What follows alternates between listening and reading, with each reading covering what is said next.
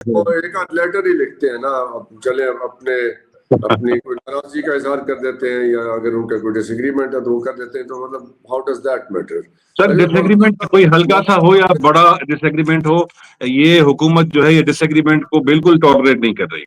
इनकी नजर में थोड़ी सी भी, देखिए आप आपके दोस्त हैं, हमारे दोस्त हैं, काशिफ अब्बासी साहब हैं, मैं समझता हूँ बड़ी नाइंसाफी होगी अगर हम उनके बारे में बात ना करें, या अभी पारस जहांदेब साहिबा हैं, दूसरे जो सहाफी हैं, सहाफी कोई भी होता है कुछ भी बात कर लेता है, और अपने पॉलिटिकल एनालिस्ट अगर कोई होता है तो अपना माइंड जो है वो दे रहा होता है, राय दे रहा होता है, आप उसको बाय करें ना करें। सरकारी साहब मादरत के साथ कुछ भी बात कर लेने की तो कहीं दुनिया में इजाजत नहीं है। कुछ भी से क्या मुराद है कि दे कैन जो भी whatever crosses their mind they can spit it out. हाँ लेकिन देखिए अभी तो आ गई ना उनकी तरफ से वो भी बात आ गई, वजाहत आ गई ऑफ द रिकॉर्ड प्रोग्राम से भी कि जी ये 21 जनवरी को जो शुरू के 5 मिनट थे वो उसकी वजह से हम माजरत करते हैं। मोहम्मद मालिक साहब ने माजरत कर ली, अब देखिए माजरतें भी हो रही है ना। अब मोहम्मद मालिक साहब ने अपने लिए तो माजरत नहीं की, लेकिन चले माजरत की जरूरत क्यों पेश आई, ये मैं तरमीम के हिसाब से ही बात कर रहा हूँ सर। ये जो तरमीम है ना, ये इस तरमीम के जरिए उस तमाम रास्तों को, उन तमाम आवाजों को बंद किया जा रहा है। किसी तरह की भी आवाज आए वो ना, पॉसिबल ही ना हो किसी के लिए आवाज रेज करना। मैं आपको जहमत जरूर दूंगा, हम एक प्रोग्राम जो है पाकिस्तानी मीडिया पे करना चाहते हैं, उस दिन आपको जरूर मैं जहमत दूंगा। ये जो कुछ भी कह देने की आजादी है, ये अथॉरिटी डिराइव कहां से होती है, ये समझ, इसके ऊपर बहस करेंगे हम आगे चल के, but this is not right. ये कुछ भी कह देना। बिल्कुल आप सही कह रहे हैं, I agree with you. Yes, आपने तो जी, आपने जो हमारी ब्रांडिंग की है उसके असरात हमें आने शुरू हो गए हैं। सर ये कहने का मकसद ये है, कुछ भी कहने का मकसद ये है कि अब मैं नाम नहीं लूंगा, ARY पे 7 बजे एक प्रोग्राम होता है और वो साहब कहीं गए हुए थे तो उन्होंने कहा कि जी खान साहब के कान में बहुत शदीद दर्द है। आज वो तरदीद हो गई कि कान में दर्द नहीं है। अब मैं मुझे बताएं कि ये फेक न्यूज है या नहीं है, अब इसके ऊपर कौन कार्रवाई करेगा, कौन देखेगा इसको कि क्या है क्या नहीं है। अब क्या करें सर, ये कुछ भी इसका मतलब ये कुछ भी लगारी साहब इसकी रूट्स कहीं और हैं। मैं आपको आज से 16-17 साल पुरानी एक बात बता सकता हूँ। मैं एक सरकारी यूनिवर्सिटी में वहां पे एक MA की क्लास थी, मैस कम्युनिकेशन की, तो वो पढ़ाते थे हम।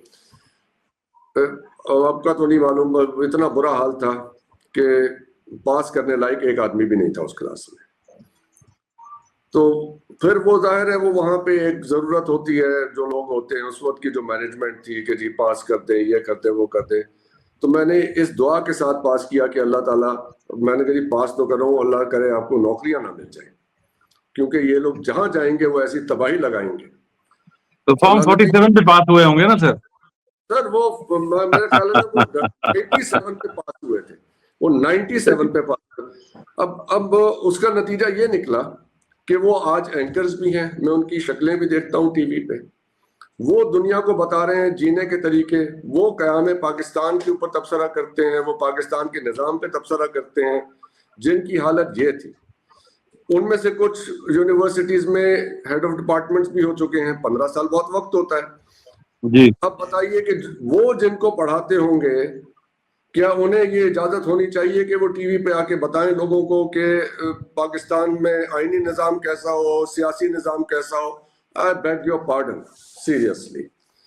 देखिए जहां राय देने का हक है ना किसी को, तो सुनने की भी वो होनी चाहिए ना, कि आप बाय ना करें उस राय को। हाँ, अगर कोई ऐसी न्यूज दे रहे हैं जिसकी वजह से मुल्क में अफरा तफरी आ रही है, किसी की जात को हिट किया जा रहा है, तो वो अलग बात है। साहब मादरत के साथ मैं इतने नालायक आदमी की बात सुनना भी पसंद नहीं करूंगा। उन्हें उनको को सुन के आप ना सुने, देखिए ना डॉक्टर साहब, फिर आप ना सुने, मगर आप ये तो ना करेंगे उसे बोलने का हक नहीं है। उसको ऑडियंस अगर मिल रही है, लोग सुनना चाह रहे हैं, this is democracy, this is what sells. ये डेमोक्रेसी तो फिर उन लोगों को भी सोचना चाहिए कि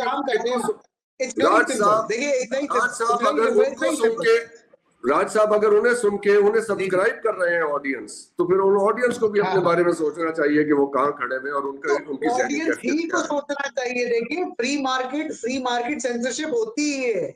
material that sells should be on air, it doesn't sell, it should not be there. This is marketing. ये तो सिंपल सी बात है। आप एक तरफ जो है एक मतलब गाने लगा दें, दूसरी तरफ जो लोग सुनना चाहते हैं वो मैं बोलने दो। आपसे भी गुजारिश करूंगा कि आप उसमें अपना नुक्ता नजर लेके आइएगा। मीडिया पे हम एक्सक्लूसिव प्रोग्राम करेंगे यकीनन। डॉक्टर साहब, I would love to.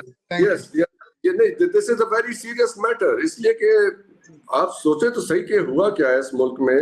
People with such low acumen, अब वो नैरेटिव बिल्डिंग में शामिल हो जाएं, everybody has access to social media and everybody is free to say everything.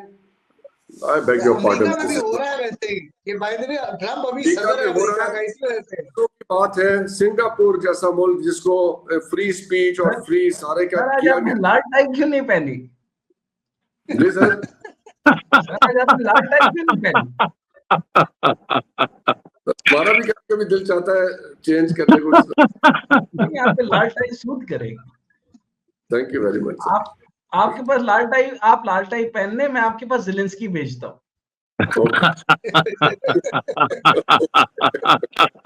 I have a very good collection of Lal ties, बहुत अच्छी है मेरे पास। I'm very proud of it। तो चलिए, तो फिर डॉक्टर साहब, आइन के कॉन्स्टिट्यूशन 19A है। राज कंवर साहब मुझे जरा बताइए। 19A इंफॉर्मेशन का है, 19 फ्री स्पीच का है, 19 सिंपल 19 स्पीच का है। सर, ये जो कानून था, तो जब इसके अंदर 19 का लिखा हुआ है, आर्टिकल 19 का, तो मुझे बताएं कि जब आप कानून लिखवा रहे थे तो doctor Hasan, lieutenant general doctor Hasan Zafar साहब, आप जनरल डगलस और जनरल ग्रेसी से ही कानून लिखवा के हमें दे देते, आप हमें तकलीफ क्यों फराहम कर रहे हैं? सर, ये मुझे करने की जरूरत नहीं पड़ेगी, दुनिया में जैसी तब्दीलियां आ रही हैं वो खुद ही हो जाएगा। अच्छा, अब आपका जो मामलात है ना सर, जो जहां से चल रहे हैं, वो जो हमें इत्तलाआत आ रही हैं, वो तो ऐसे ही हैं, लेकिन मैं आपके सामने कुछ चीजें अर्ज करना चाहता हूँ। आपने 26वीं आईनी तरमीम किस लिए ली? हमारे लिए। 27वीं आईनी तरमीम, 26वीं आपसे ठीक से बनी नहीं, आपने उसके अंदर सुकम रह गए, आप 27वीं आईनी तरमीम ले आए। मैंने आपको कहा था कि आपने 57 शिकें जो है, जिसमें अवाम के मुंह पे टेपे नहीं लगा देंगे, आप उसको सी देंगे, फिर आप काट देना चाहते हैं। अभी आपने अपने इंट्रो में फरमाया कि रिस्ट्रिक्टिंग फ्री स्पीच, यानी ये आपका 10वां पॉइंट था जिसपे आप खुद फरमा रहे थे, यानी मैं आपको सुन रहा था और मैं हैरान हो रहा था कि ये कौन कह रहा है ऐसी बातें। जो फ्यूल डिवीजन करता है, फलां करता है, कौम को तबाह करने के 10 असूल आपने बताए, उनमें से कहा कि जो रिस्ट्रिक्टिंग फ्री स्पीच होती है वो कौमों को बर्बाद कर देती है। ये कौमों को बर्बाद करने के लिए आप काफी नहीं है लेफ्टिनेंट जनरल हसन जफर साहब? तो नहीं, आपने ये तो पूछा नहीं कि मैं दे रहे, एजुकेशन का बेड़ा गर्क आपने कर दिया। ब्लडी इडियट साहब जो है, वो जमहूरियत को, आम आवाम को, नहीं, वो हुसैन को, चाचे बूटे को, नसीर हुसैन को, अवामी नुमाइंदगान को, अवामी लोगों को, अवाम की रिप्रेजेंटेटिव को, अवाम की आवाज को दबाने में, ये सारा तो आप कहते हैं कि ये तो ब्लडी इडियट्स हैं, इनके लिए कंटोनमेंट बनाई जाए, अच्छे लोग उधर रहेंगे, घटिया लोग इधर रहेंगे। ये दरारें आपने नहीं बनाई? नहीं, हमने नहीं बनाई, बिल्कुल ऐसा नहीं हुआ। हमारा इसमें कोई किरदार नहीं है, मेरा जाती तो बिल्कुल भी नहीं है सर। अच्छा, अब मुझे आप ये बताएं, आपने ये देखें 27वीं तरमीम और ये जो है, इसका जो 27वीं तरमीम है, फिर वफाकी आईनी अदालत का क्या होगा? अब मैं आपको मोटी बात बता देता हूँ। ये जो है, ये 27वीं तरमीम जो है, इसके बाद वफाकी आईनी अदालत का क्या होगा? जो सुकम 26वीं तरमीम में रह गए थे राज अली कंवर साहब का, क्योंकि मैं अगर आप doctor lieutenant general doctor Hasan Zafar साहब, आप लोग सारों को आपको फीते लगे हैं, आप लोगों को थोड़ा पढ़ाया भी जाता है। अब थोड़ा पहले आप लोग एफए भी नहीं पास होते थे, अब आप एफए पे पास हो जाते हैं, बाद में पता नहीं बीए की तो करते हैं। मैंने तो एमए पास वालों सिविलियंस की हालत बता दी है ना, जिनके बारे में आप लोगों के बीए के भी हालात हमें बड़ी अच्छी तरह पता है। एक रुका लिखवा दिया, लिखा नहीं जाना, रहने दे। जैसे पीएचडीज हो रही है, I know that. I've been into that system. I know कि PhDs कैसे हो रही हैं. I know वो papers कैसे लिखते हैं. I know कि वो publish कैसे होते हैं. I know कि quality क्या है. आप हमारी, अच्छा, उसके बाद से आपसे बनता क्यों नहीं? आज तक नेशनल सिक्योरिटी पॉलिसी क्यों नहीं बनाई? नेशनल सिक्योरिटी पॉलिसी आपसे नहीं बनती, एक्सटर्नल फॉरेन पॉलिसी आपसे नहीं बनी, चीफ एग्जीक्यूटिव आप चलने नहीं देते। आप लोगों को प्रॉब्लम क्या है? चल रहा था मुशर्रफ साहब के जमाने में, ये जो जमहूरियत का मुशर्रफ तो आप लोगों में से था नहीं, वो तो और तरह का आदमी था। तो आप लोगों से तो कुछ चला नहीं। खैर आगे चले सर, आप लोगों ने 27वीं आईनी तरमीम के बाद वफाकी आईनी अदालत का आप लोगों ने क्याम करना है। आप लोगों से यानी लेफ्टिनेंट जनरल हसन जफर साहब, जमहूरियत के दुश्मन आप, यानी आपने जो है वो 2025 में आप ये करने जा रहे हैं। यानी आप ये देखें कि आप ये कहते हैं कि इन लोगों को निजाम नहीं चलाने आता, आप हर दफा शब खून मारते हैं, आप किसी भी निजाम को नहीं चलने देते। आप किसी निजाम को, बुरे तरीन निजाम को आप उसके एवोल्यूशन पे चलने दें, वो ठीक हो जाएगा, लेकिन आप किसी निजाम को चलने ही नहीं देते। आप कहां निजाम को किसी को चलने देते? सारी अकल तो आपके पास है। इख्तिलाफ में से तो सर एजुकेशन आप चलाते हैं, हेल्थ आप चलाते हैं, सारे मामलात में आप चलाते हैं, फैक्ट्रियां आप चलाते हैं, सीमेंट आप चलाते हैं, 1100 मिलियन एकड़ जमीन आपके पास है। अब आपने नया ड्रामा बनाया, वो वहां पे चोलिस्तान की जो जमीन लेकर, उसके बाद 8000 एकड़ से ज्यादा की जमीनें आप बाकी जगह मार रहे हैं। अच्छा, जमीनों के ऊपर आपने सारी एम्पायर खड़ी कर ली, उसके बाद आप ये सारी जमीन हथियाने के बाद लैंड, फिर आप कहते हैं लैंड रिफॉर्म सिविलियंस नहीं करते, कैसे करें लैंड रिफॉर्म?